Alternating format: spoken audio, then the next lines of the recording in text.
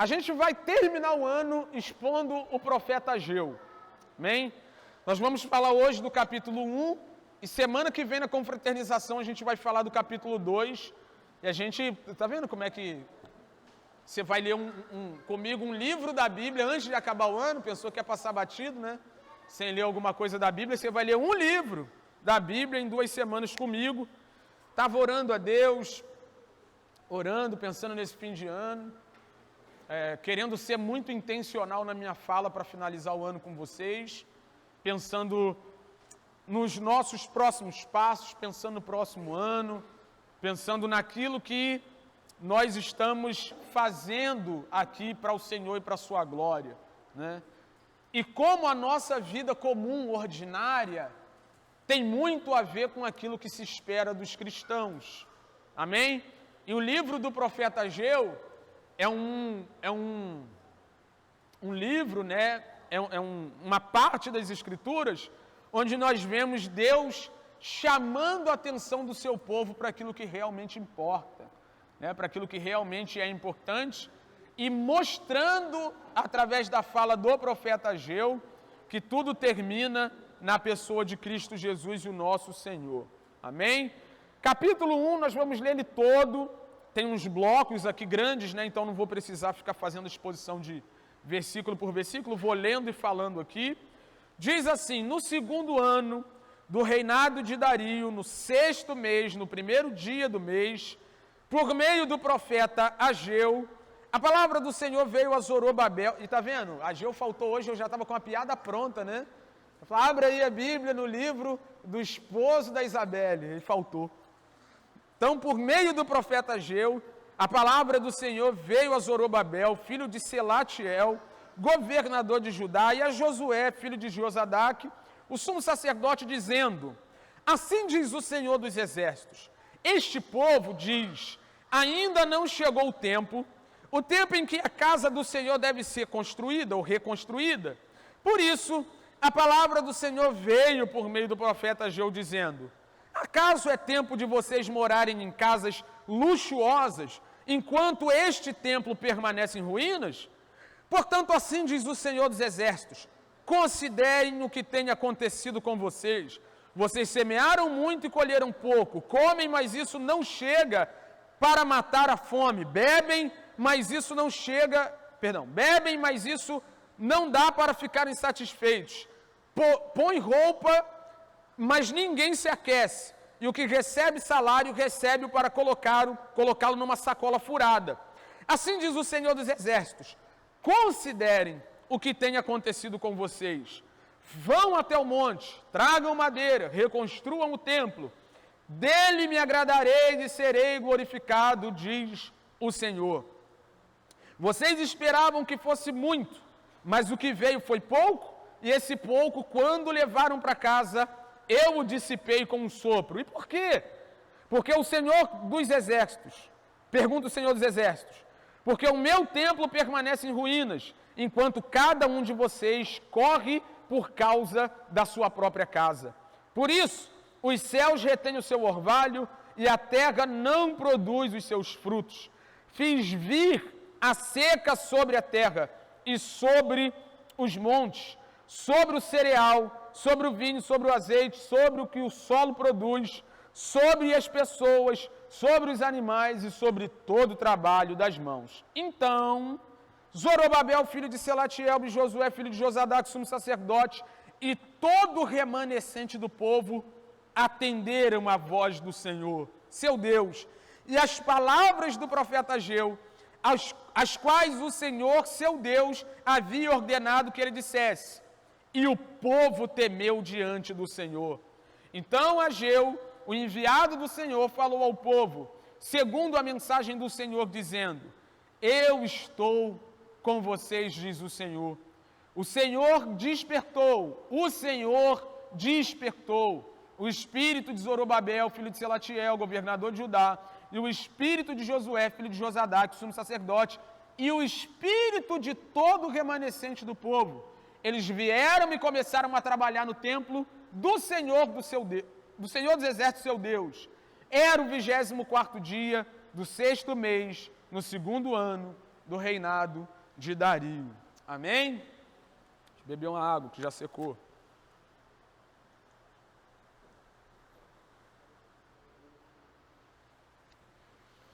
Ageu, ou o profeta Ageu, é um dos profetas que nós costumamos chamar de profetas pós-exílio. Junto com Zacarias e Malaquias, eles, depois que o povo judeu retornou do cativeiro babilônico, foram levantados pelo Senhor para transmitir mensagens específicas. Ageu e Zacarias, particularmente, no mesmo tempo e com o mesmo propósito. E eu acredito que você conhece um pouco da história do povo judeu, contado pelas Escrituras, porque você é um leitor da Bíblia, eu creio nisso, e sabe que em algum momento da sua história, o povo precisou ser corrigido por Deus, através da nação ou do Império Babilônico, em virtude da sua desobediência, em virtude do seu desvio, em virtude de terem abandonado o Senhor, abandonaram a aliança que o Senhor havia estabelecido com eles, lá em Deuteronômio. Então, a gente vê muito isso nos profetas Isaías, no profeta Jeremias em especial, no profeta Ezequiel e no segundo livro de Reis, onde Deus levanta homens, profetas enviados dele, mensageiro deles, para dizer ao povo: se arrependam, senão o mal vem. Se arrependam, porque eu vou levantar uma nação. Eu gosto muito das falas de Jeremias, né? Porque Jeremias é muito claro. Deus usa a boca de Jeremias para ameaçar o povo, essa é a palavra. Deus ameaça o povo, dizendo: se vocês não se arrependerem, eu vou trazer o mal contra vocês. Se vocês não se arrependerem, eu vou trazer o mal contra vocês. Se vocês não se arrependerem, eu vou trazer do norte um mal que vai destruir vocês, a saber, o Império Babilônico. Isso se deu em 3 investidas, né, do Império Babilônico contra Judá. 605 a.C., 598 a.C., 586 a.C. Na primeira, eles entram em Jerusalém, saqueiam o templo, levam Daniel, Azarias, Misael, aquela primeira leva ali. Na segunda, saqueiam o que sobrou, destroem as casas. E na terceira, eles destroem o templo. 586 a.C., o símbolo da fé judaica, o símbolo da religião dos hebreus é destruído pela Babilônia, é arrasado pela Babilônia, os muros foram destruídos e incendiados, e o povo foi transportado, ou pelo menos boa parte dele, foi transportado para dentro da Babilônia. Deus cumpriu a sua palavra. E eu gosto disso aqui, irmãos. Olha para mim que isso é importante. Isso, se você aplicar na sua vida prática, pode te privar de muitas frustrações. Deus é fiel. Amém? Diga assim, sabe que eu não sou muito disso, né? Mas eu quero que você diga isso. Diga: Deus é fiel. O que isso quer dizer? Tiago, quando fala sobre a fidelidade de Deus, ele diz que ainda que sejamos infiéis, Deus continua, porque Ele não pode se negar. O que isso quer dizer? Muitas pessoas usam a verdade máxima de que Deus é fiel para dizer: fica tranquilo, você está na prova, mas daqui a pouco você vai ficar na bênção. Fica tranquilo que está ruim, mas daqui a pouco vai ficar bom, porque Deus é. Quando a Bíblia diz que Deus é fiel, a Bíblia está dizendo que Ele faz o que Ele diz que vai fazer. Até castigar quem tem que castigar. Sabe? Deus não é como o homem, né? Ou algumas mães ou alguns pais, por exemplo, que dizem assim: vou te pegar, hein? Vou te pegar, vou te pegar, vou te pegar, vou te pegar. E não pegam. Deus pega, irmão. Deus pega. Deus castiga. Na verdade, Deus retribui aquilo que as nossas ações pedem. Deus nos trata, quando a gente fala da justiça de Deus, de acordo com aquilo que as nossas ações merecem. E aí, quando a gente olha para a cruz de Cristo, por exemplo, a gente vê Ele tratando Cristo como nós deveríamos ser tratados. Mas isso ainda é justiça, porque tem que matar alguém no lugar do pecador. Mas outro dia a gente fala sobre isso, porque a gente está falando sobre isso todo dia. Mas vamos ficar aqui. Quando Ele envia os babilônicos, e há quem diga que isso não pode ser feito, isso é imoral, não é? Como é que Deus vai pegar uma nação mais ímpia, mais injusta do que a nação dos judeus, para castigar os próprios judeus. É a soberania divina. E é engraçado, quando você olha os profetas, principalmente Isaías e Jeremias, falando sobre a invasão dos babilônios, a Bíblia diz que Deus castigaria eles por isso. Ele usaria o Império Babilônico para castigar o seu povo, mas também castigaria o Império Babilônico por ter se levantado contra o seu povo. É assim que Deus faz. E age, né? Deus é fiel. Se Deus falou, não desobedece, senão eu vou te matar, você não pode desobedecer porque você vai morrer. E é o que estava previsto na aliança que Deus estabeleceu com o seu povo. Né? As pessoas, eu vejo uns pregadores que não me entendem, não sabem interpretar as Escrituras, falando sobre Deuteronômio 28, né? Que é a parte mais clara do estabelecimento da aliança. É onde o próprio Deus coloca os termos da aliança com o seu povo. E ele diz, se vocês obedecerem, serão bem-aventurados no campo, bem-aventurados na cidade, vocês vão ter isso, eu não vou cerrar o céu, vai ter chuva, aquele negócio todo. E depois ele diz, mas se vocês desobedecerem, eu vou matar vocês. Vocês vão ser amaldiçoados. Eu vou fechar o céu, não vai ter colheita, o gado vai mirrar, eu vou trazer uma nação contra vocês. Lê lá, Deuteronômio 28. A pergunta que não cala é, o homem obedece aos termos da lei de Deus, sim ou não? Sim ou não? Quem aqui nunca violou a lei de Deus, levante a mão. Eu sou o que mais viola. Então, a gente não está na primeira parte de Deuteronômio 28, a gente está na segunda. Onde todas as maldições estabelecidas pelo próprio Deus deveriam recair sobre nós. E é o que está acontecendo com o povo por terem desobedecido a Deus. Mas Deus é gracioso, misericordioso, bondoso. Deus, como eu disse, é fiel. É fiel para castigar, é fiel para entregar aquilo que nós pedimos com as nossas ações, mas é fiel ao seu plano redentivo estabelecido antes da fundação do mundo, desenvolvido do Gênesis ao Apocalipse. E quando você olha para o Antigo Testamento, você não está olhando para uma série de narrativas, histórias que têm implicações puramente morais. Você está vendo a história da redenção se desenvolvendo e Deus, por misericórdia, graça, amor e favor, preservando sempre um remanescente para fazer com que o plano redentivo seja consumado. E aí, quando Deus promete que vai enviar esse povo para o cativeiro babilônico, ele também promete que esse cativeiro tem um prazo de validade, 70 anos. Profeta Jeremias, capítulo 25, versículo 11, profeta Jeremias, capítulo 29, versículo, deixa eu tirar uma cola, 10 ao 14.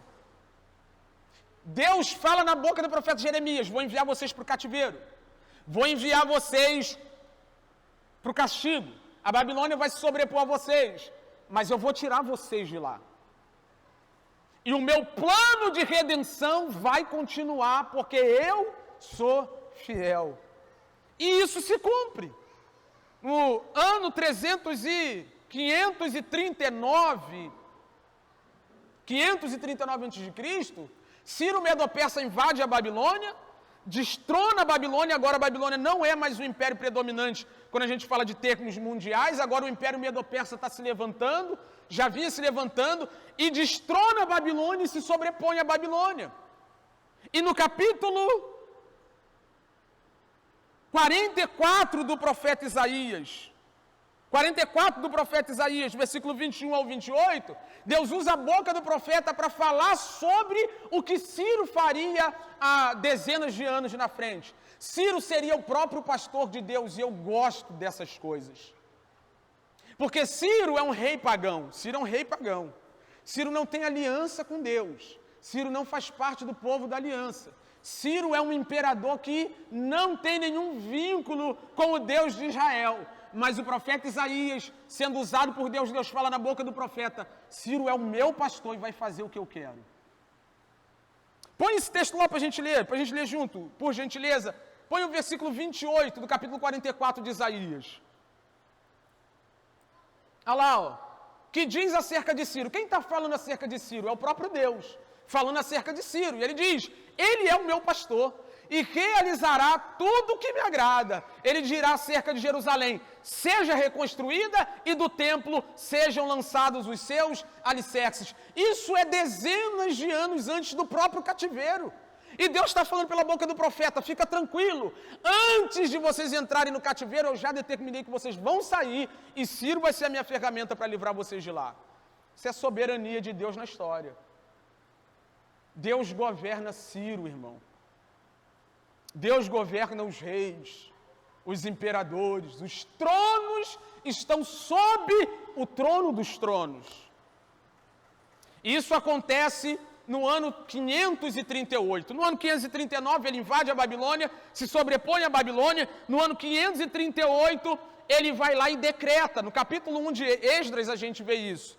Capítulo 1, do versículo 1 ao 4, a gente vê Ciro emitindo um decreto. Eu quero ler esse decreto com vocês porque é lindo você ouvir Ciro falando sobre o Deus que os israelitas e os hebreus desprezavam. Olha como é que Ciro fala desse Deus. No primeiro ano do reinado de Ciro, rei da Pérsia, a fim de que se cumprisse a palavra do Senhor falada por Jeremias. Está vendo como é que é a palavra de Deus se cumprindo? E o plano redentivo de Deus, a revelação de Deus avançando, não são coisas que acontecem de maneira esporádica, aleatória. É Deus enviando, fazendo com que sua vontade, seu plano seja desenvolvido. Avance, vá adiante. Então é o que está acontecendo, a palavra falada por meio de Jeremias. O Senhor despertou o coração de Ciro, rei da Pérsia, para redigir uma proclamação e divulgá-la em todo o seu reino nestes termos. 2. Assim diz Ciro, rei da Pérsia: o Senhor, o Deus dos céus, deu-me todos os reinos da terra e designou-me para construir um templo para ele em Jerusalém. Olha o que esse cara está falando, irmão. Eu estou falando do maior governante mundial daquela época. Nas palavras dele, Deus deu a ele todos os reinos da terra. Você entende a grandeza disso? Só que ele reconhece uma coisa que a gente esquece: Deus, o Deus dos céus, deu-me todos os reinos da terra. A gente tem que aprender com Ciro que o pãozinho que você come de manhã é menor do que os reinos da terra, mas é o mesmo Deus que dá. O ar que você respira quando sai da sua cama vem desse Deus. As roupinhas de Natal que você comprou, um peru de Natal, a cesta. Essa empresa só dá um frango. Tem gente que não tem nem um frango. E Deus usou a sua empresa para te dar um frango. Isso é soberania de Deus. Deus governa tudo. Deus dá tudo a todos porque nós todos não temos nada. E Ciro reconhece que a gente esquece. 3, Gabriel, por favor. Qualquer do seu povo que esteja entre vocês, que o seu Deus esteja com ele, e que vá a Jerusalém de Judá reconstruir o templo do Senhor, o Deus de Israel, o Deus que em Jerusalém tem a sua morada. Isso é lindo. E que todo sobrevivente, seja qual for o lugar em que esteja vivendo, receba dos que ali vivem prata, ouro, bens, animais e ofertas voluntárias para o templo de Deus em Jerusalém. Então Deus está usando Ciro. E nas palavras de Ciro, esse templo tem que ser reconstruído. Por quê? Porque é a vontade desse Deus que esse templo seja reconstruído. Por quê? Porque os templos no passado, em todas as culturas, simbolizavam a presença do Deus daquele povo, no meio daquele povo, que Israel não era diferente. Sobretudo por quê? Porque você sabe que o templo apontava para o próprio Cristo. Os ritos, o sistema de sacrifícios, tudo no Antigo Testamento, todas as instituições, guarda isso, seu aprendizado. Todas as instituições do Antigo Testamento, o sacerdócio, o templo, os sacrifícios, a Páscoa, todas as instituições apontavam só para Jesus, só para o Cristo. E aí, quando a gente fala do templo, que era o epicentro da religião judaica, ou a figura que representava a presença de Deus no meio daquele povo, a gente está falando da revelação de Cristo que aquele povo tem. E Deus quer que esse templo seja reconstruído. Deus quer continuar sendo reconhecido no meio do povo dele por meio do templo. E aí, No ano 538, Ciro edita, né, decreta isso aí, emite esse edito. No ano 538, no ano 536, a reconstrução do templo começa. Eles colocam os alicerces, né, capítulo 3 e 4 de Esdras. No capítulo 4, a oposição se levanta, sempre tem, né? Todas as vezes que nós queremos servir a Deus do jeito que Deus deve ser servido, alguém atravessa o nosso caminho, para a gente não ir com isso adiante. A oposição se levantou de fora. Os vizinhos do povo judeu viu que o povo judeu estava tentando se reerguer e começaram a tentar atrapalhar. Só que não teve problema só de fora, também teve um problema dentro do contexto da reconstrução do templo. Qual foi o problema? O desânimo do povo. E isso foi o que mais me chamou a atenção para falar sobre Ageu nesse final do ano para nós. Porque eu reconheço que a gente desanima com o tempo vai passando, a gente vai construindo, a gente vai servindo, a gente vai vindo para a igreja, a gente vai dando glória a Deus, a gente vai entregando a vida a Cristo, e em algum momento a gente vai ter que lidar com o desânimo, com a dificuldade de ter que levar essa construção adiante, com a dificuldade de termos que nos dedicar ao Cristo, que é o centro da nossa vida, de obedecermos aquilo que está estabelecido, de vivermos para a glória de Deus. Irmão, às vezes é desanimador. Além das oposições que nós sofremos, lá de fora as oposições externas, tem dia que eu estou na cama, olhando para o céu e falando, Senhor, tem que levantar para a sua glória. Sabe? Esse dia eu estava conversando com a Ilana, acho que foi anteontem ou ontem, sei lá. Estava falando para ela, a gente conversando, ela me incentiva muito, Wesley, vai fazer tuas coisas e tal.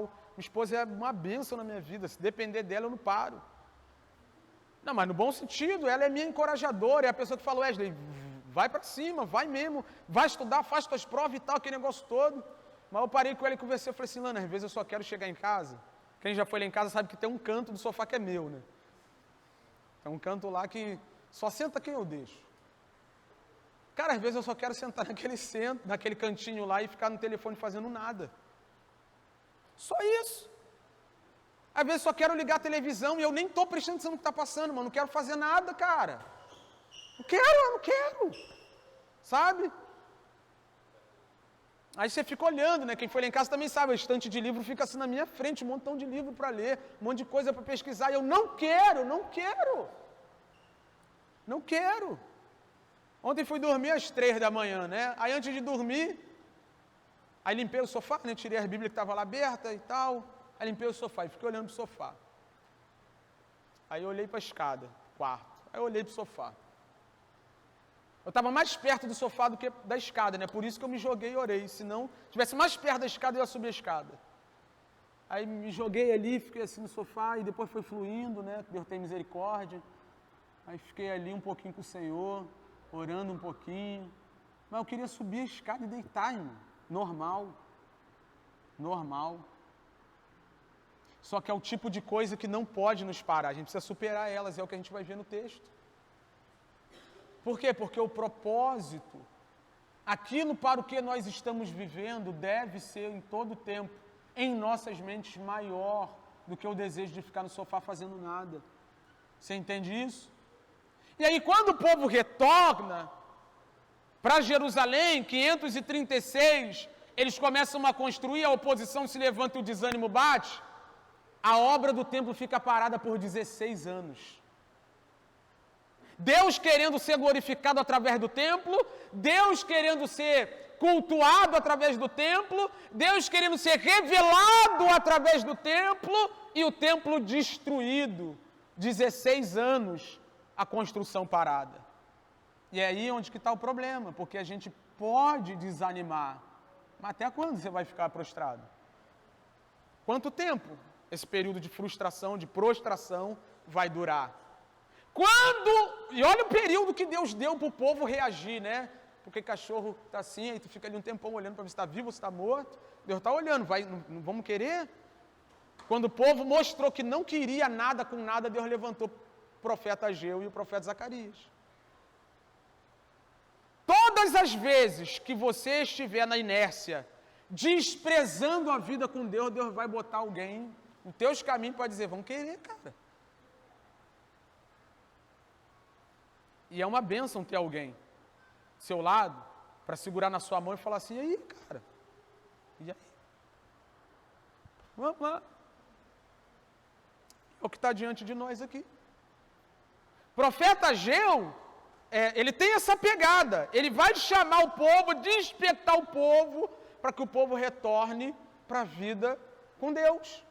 Já que a revelação do Cristo que eles tinham estava em muitas coisas, inclusive no templo, e a vontade de Deus era que o templo fosse restaurado nas palavras de Ciro e nas palavras dos profetas, a gente vai ver isso aqui de novo. O povo tinha que se dedicar àquilo, o povo tinha que estar envolvido com aquilo, e o povo parou, mas vamos ver porque que o povo parou. No versículo 2, não vou ler versículo 1 em diante, para a gente entender melhor.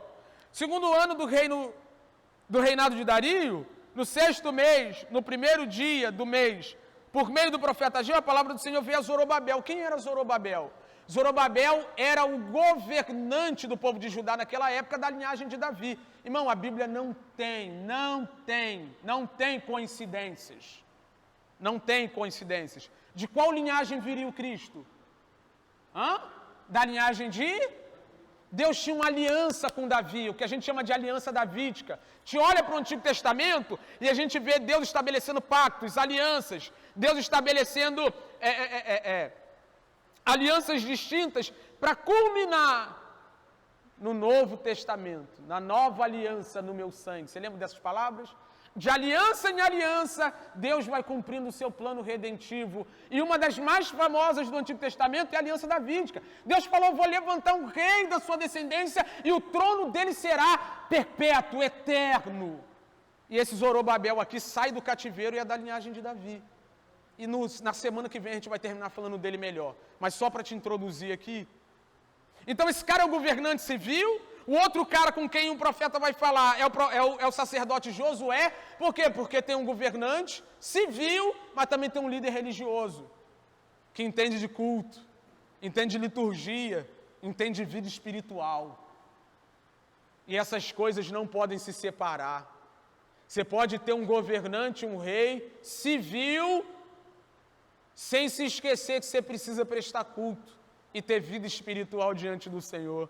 Ele fala com esses dois líderes, ele levanta esses dois líderes e ele começa a dizer no versículo 2, assim diz o Senhor dos Exércitos, este povo diz, ainda não chegou o tempo em que a casa do Senhor deve ser construída. Por isso a palavra do Senhor veio por meio do profeta Ageu dizendo, acaso é tempo de vocês morarem em casas luxuosas, enquanto este templo permanece em ruínas? É o que Deus está falando para o seu povo. O povo está desanimado, tá ou não? Tá. O povo perdeu o ânimo para construir o templo que era referência espiritual, religiosa, de contato com Deus. O povo perdeu o ânimo para isso, não perdeu? Perdeu. Mas as casas deles estão prontas. E a palavra que aparece ali para casas luxuosas não necessariamente quer falar de casas luxuosas, caras, né?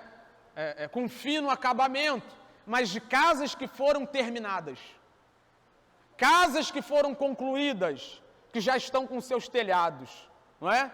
E aí Deus está dizendo para o povo, vocês estão dizendo que não é tempo de trabalhar na minha casa, mas a casa de vocês pode ficar pronta, né?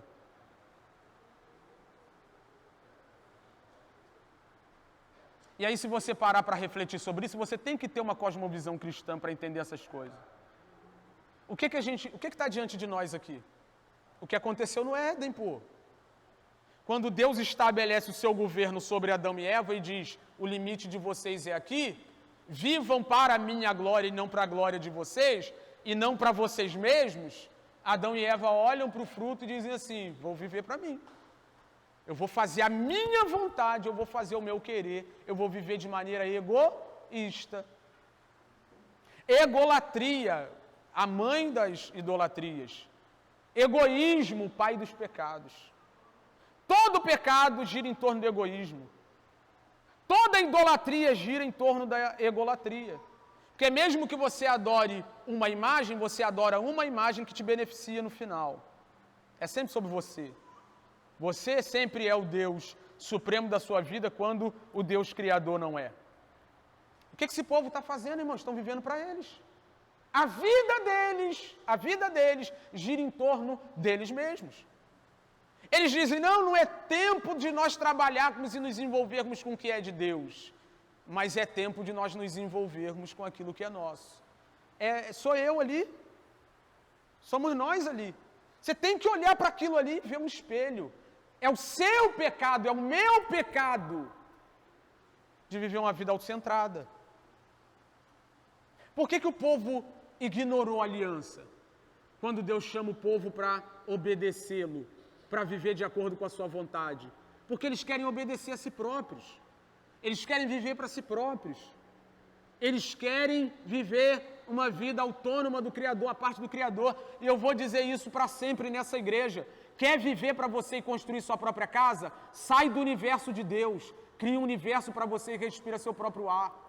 Enquanto você estiver no universo de Deus, enquanto você estiver respirando o ar de Deus, é para Deus que você deve viver. E aí o templo, os sacrifícios, tudo que Deus estabeleceu como instituto no Antigo Testamento, que apontavam para Cristo, são coisas, são meios pelos quais Deus mostra que nós não estamos afim de obedecê-lo e de viver para Ele. Você entende isso aqui? Você pode substituir perfeitamente a figura do templo pelo Cristo. Bota Cristo aí na figura do templo. E a pergunta do profeta Ageu, ou de Deus na boca do profeta Ageu, é a seguinte: até quando vocês vão ficar vivendo para si próprios e ignorando o Cristo? Ignorando o Filho de Deus que faz mediação entre o Criador e a criatura. Era no templo que o povo ia para ter comunhão com Deus. Hoje, Cristo Jesus habita no meio de nós, é esse mediador. O sumo sacerdote, ele é tudo. Ele é o sacerdote, ele habita em nós, fez de nós templo, ele é tudo. Ele é o sacrifício. E a pergunta que não cala é, vai ficar ignorando o templo, o sacrifício, tudo isso, o Cristo, e vivendo para a sua vida até quando? Essa é a vida das pessoas que estão longe de Deus. Elas estão muito novas para vir a Cristo, elas estão muito ocupadas para vir a Cristo, elas têm muitos afazeres para vir a Cristo, elas estão muito ocupadas para construir o templo, para viver para a glória de Deus. E aí as consequências disso, ele diz do versículo 5 ao versículo 7, do versículo 9, do versículo 10 ao versículo 11. Se você fizer uma análise nesses versículos, você vê que ele está falando nos termos da aliança. Você vai ler aqui, depois vai ler Deuteronômio 28, você vai ver as mesmas coisas. Olha o que ele diz. Portanto, assim diz o Senhor dos Exércitos, considerem o que tem acontecido com vocês. Considerem, ele diz, no final do versículo 5 e no final do versículo 7, ele repete a mesma coisa. Considerem o que está acontecendo com vocês. Parem para pensar em como a vida de vocês está caminhando. Irmão, isso aqui é terrível. Sabe por que o homem lá fora não se volta para Deus? Porque ele não considera a vida que está vivendo. Não para pensar, refletir essencialmente para onde a vida dele está sendo conduzida. Cara, olha isso aqui. Olha isso aqui. Versículo 6. Vocês semearam muito e colheram pouco. Comem, mas isso não chega para matar a fome. Bebem, mas isso não dá para ficarem satisfeitos. Põe roupa, mas ninguém se aquece. O que recebe salário, recebe para colocá-lo numa sacola furada. Todas essas coisas falam de insatisfação. Come e não se enche, bebe e não se sacia, veste roupa e não se aquece. Recebe salário, mas é como se caísse num bolso furado. Você luta, vive, faz e no final não tem nada. É a vida do homem sem Deus.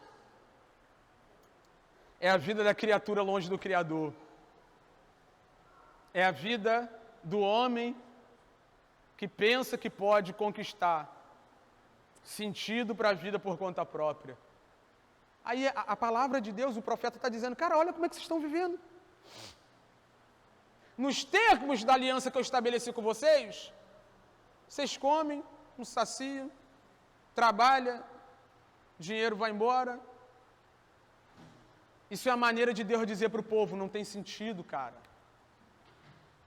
Vocês estão dedicando a vida a vocês mesmos, mas olha o que está acontecendo. Não tem sentido. Vocês vão continuar correndo, mas como quem corre atrás do vento. Trabalhando, mas como quem trabalha à toa. Bebendo, mas morrendo de sede. Comendo, mas de barriga vazia. Escuta o que eu vou dizer para você, meu irmão, minha irmã. Isso aqui, aí as pessoas ficam, né?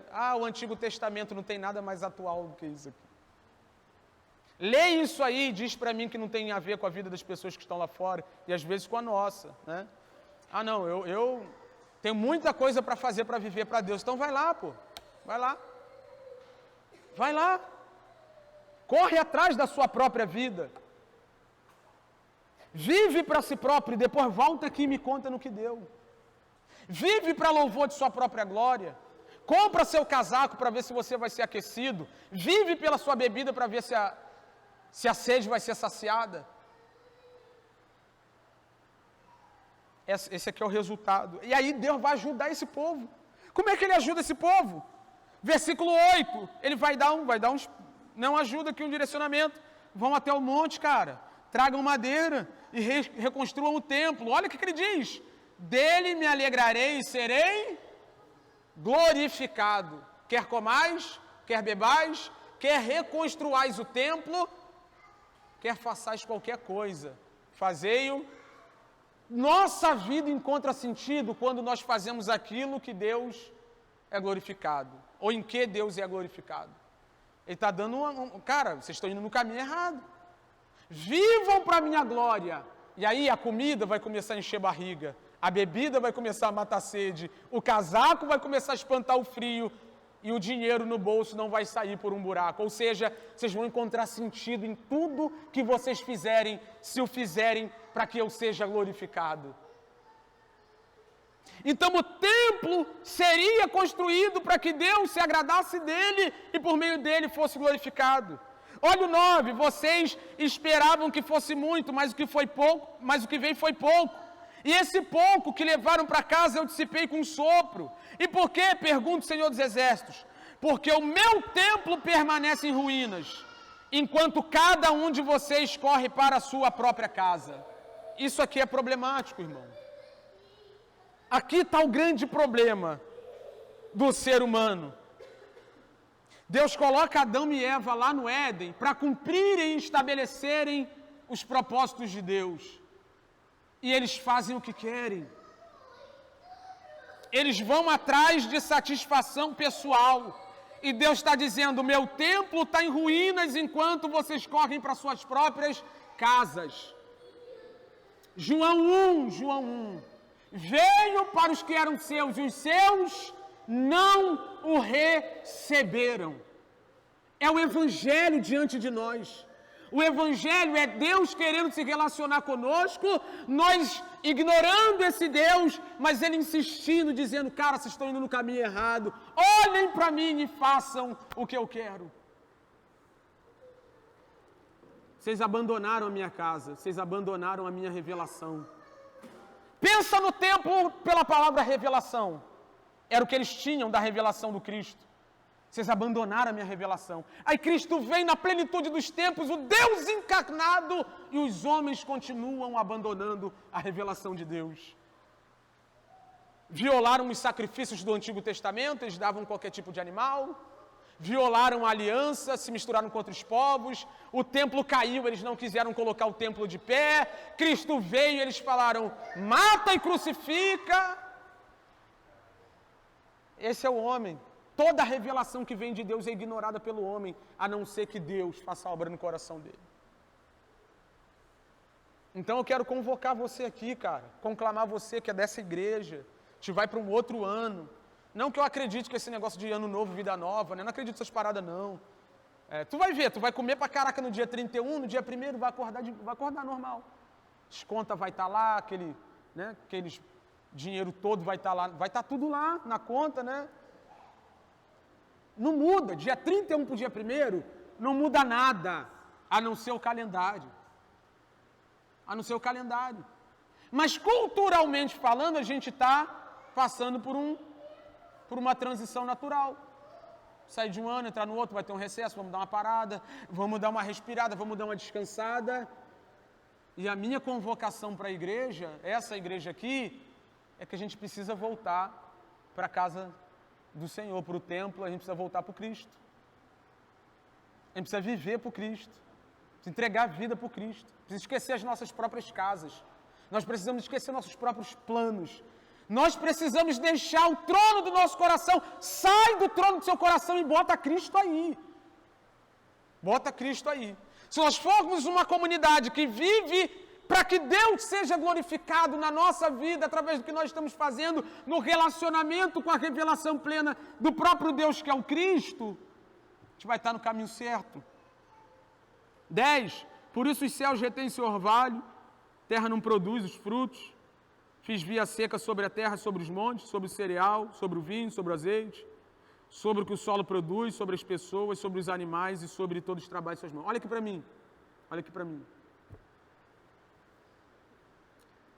A gente sabe como é que o povo anda lá fora, mas a gente também passa ainda por isso, né? Fome, desigualdade social, guerra, problema, pecado, um monte de coisa, né? Aí você olha para essas coisas aqui, aí você pensa, meu Deus, Deus, né, está cumprindo a sua lei, está estabelecendo a sua lei, a lei de Deus está em atividade. Se ele falou lá em Deuteronômio 28 que ia fazer tudo isso e o povo não obedeceu, Deus está fazendo o que disse. Se o salário do pecado é a morte, foi estabelecido assim no Éden, Deus tem que matar mesmo, tem o que fazer, né? Só que a grande questão é o quê?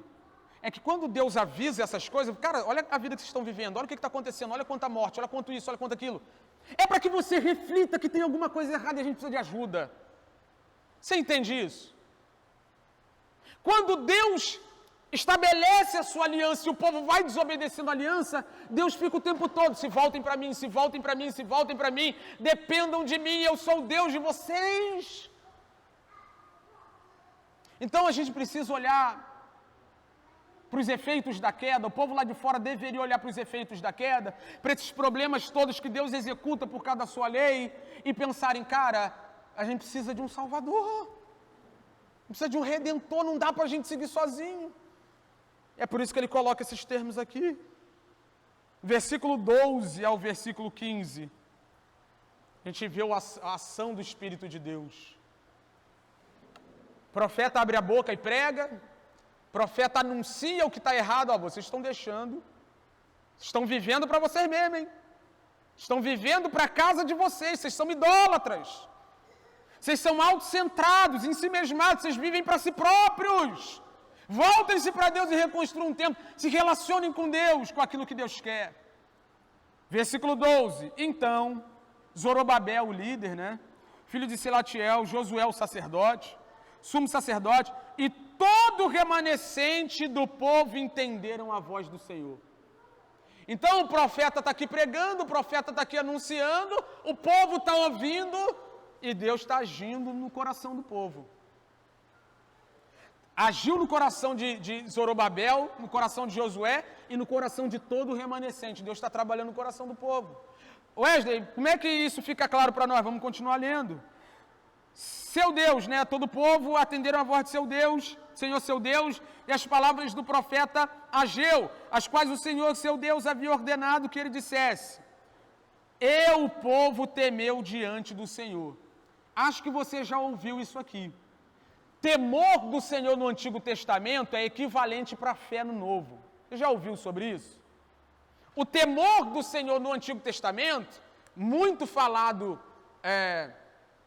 no livro de Provérbios, Eclesiastes também, né, quando ele destaca a ideia de que a vida longe do temor do Senhor é sem sentido, ela aponta para isso. A maneira como a fé funciona no Novo Testamento é a maneira como o temor do Senhor funcionava no Antigo Testamento, ou seja, é uma confiança no Senhor, você deposita no Senhor a sua confiança, a sua vida, né? Temer ao Senhor tem a implicação do medo, e a gente não pode negar isso, mas é muito mais do que isso, é uma profunda reverência, é uma profunda devoção, é uma entrega plena. E aí quando o povo ouve a palavra do profeta, o povo dá ouvido que o profeta falou, o povo temeu diante do Senhor, a fé foi gerada. Olha o que ele continua dizendo. Então, Ageu, o enviado do Senhor, falou ao povo, segundo a mensagem do Senhor, dizendo: eu estou com vocês, diz o Senhor.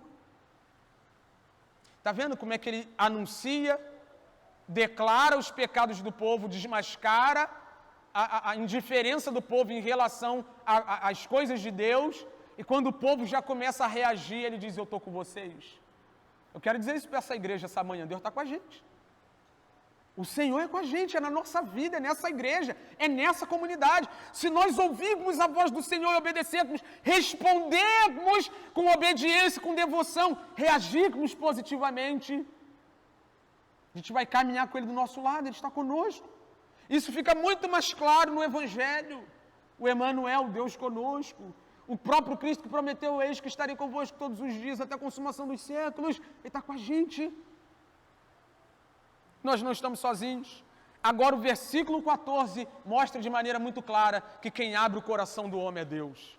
Porque eu estou até agora falando, né? Reconstrói templo e tal, aliança, Deuteronômio 28, aquele negócio todo, parece que a gente está falando de um povo que vive por obras. O povo não vive por obras. Ninguém é salvo por obras. O temor do Senhor não vem por obras. O temor do Senhor vem da seguinte maneira, olha o 14. Assim, o Senhor encorajou o governador de Judá, Zorobabel, filho de Selatiel, sumo sacerdote Josué, filho de Jodaque, e todo o restante do povo, e eles começaram a trabalhar no templo do Senhor dos Exércitos, seu Deus. Quem foi que encorajou o povo? Olha o que a minha versão diz. O Senhor despertou o espírito de Zorobabel, do sacerdote e de todo o povo. Quem despertou o espírito do povo foi Deus. E por mais que eu esteja pregando aqui para vocês, conclamando vocês, a comunidade local aqui, a nos voltarmos para Cristo e vivermos para Cristo, só Deus pode te despertar. Eu vou gastar a minha voz se Deus não despertar teu espírito. Gastar o meu tempo se Deus não despertar teu espírito.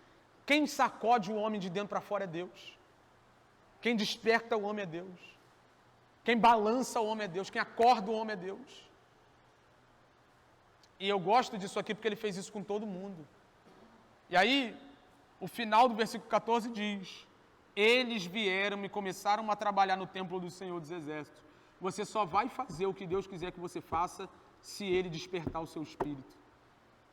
Está morto, irmão. O homem sem Deus está morto, seus pecados.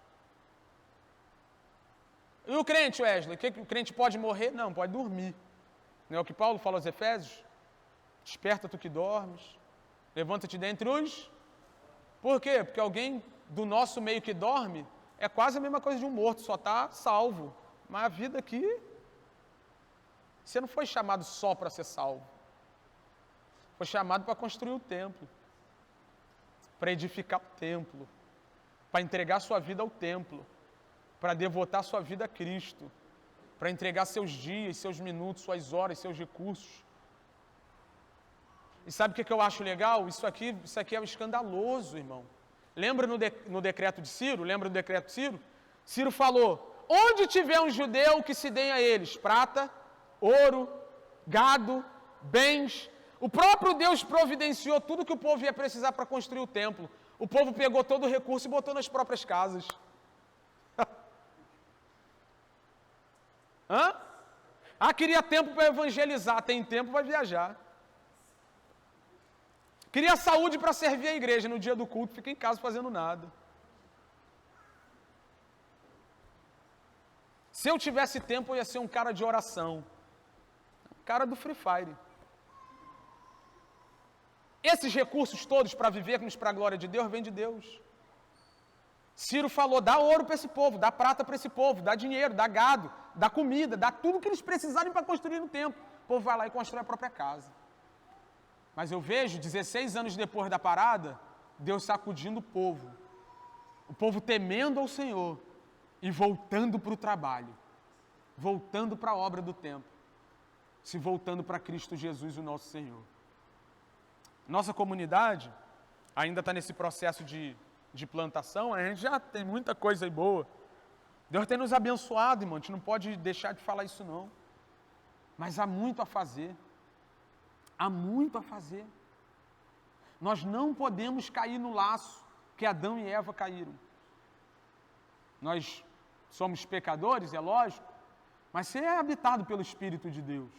Você tem poder de Deus para lutar, para ter domínio próprio, que é fruto do Espírito, para mortificar a carne, para dizer, meu irmão, vou levantar.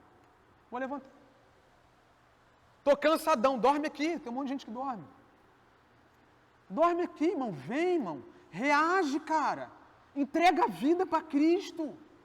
Vai fazer, vai ler, vai... Ah, ué, só consigo ler um capítulo. Passou de um, eu já estou dormindo. Lê um. Só consigo ler os 5 versículos, lê 5 versículos. Não estou entendendo. Pergunta. Reage, cara. Reage. Quando a gente olha para a situação desse povo, a gente vê que é um povo de Deus. Que Deus desperta, que Deus chama. Né? Mas o mundo lá fora vive isso aqui constantemente. Eles, na verdade, são isso aqui. Eles vivem para si próprios, para suas próprias casas, né? Mas você não. Você foi chamado para viver para Cristo. Você foi chamado para se envolver com aquilo que Deus está fazendo. Nós fomos chamados para anunciar Campo Grande que Cristo Jesus, o nosso Senhor, está entre nós. Disse no início, repito para a gente concluir, o templo era o símbolo da presença de Deus no meio do povo. Se a gente não revelar Cristo a Campo Grande, estando Ele no meio de nós, habitando em nós, as outras nações olhavam para o templo, viu as palavras de Ciro? A presença de Deus está no templo em Jerusalém. Se a gente não viver para Cristo, o povo lá de fora não vai ver a presença de Cristo no meio da igreja. Precisa viver para Cristo, para louvor de sua glória, para a glória do Deus que nós servimos. Amém? Coloque-se sobre os seus pés para a gente orar e encerrar.